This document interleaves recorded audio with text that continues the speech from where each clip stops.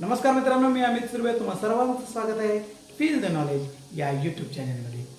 Feel the knowledge या YouTube शैक्षणिक चॅनलमध्ये इझी इंग्लिश या एक नवीन पर्वाला मी सुरुवात करत आहे. यामध्ये माझ्या शाळेचे विद्यार्थी आपणाला इझी इंग्लिशच्या संदर्भात इंग्रजी उच्चार, इंग्रजीचे काही नियम सांगतील. हे व्हिडिओ तुमच्या शाळेतील विद्यार्थ्यांना देखील इंग्रजी वाचनासाठी अतिशय उपयुक्त ठरणार आहेत. चला तर मग पाहूया नवीन शैक्षणिक पर्व इझी इंग्लिश.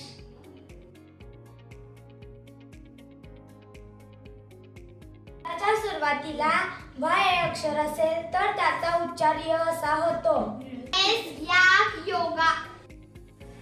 2-3 अक्षरी शब्दांमध्ये वाय अक्षर शेवटी असेल तर त्याचा उच्चार आय असा होतो. स्पाय, माय. मोठ्या शब्दांमध्ये वाय अक्षर शेवटी असेल तर त्याचा उच्चार ई असा होतो. Daily, monkey.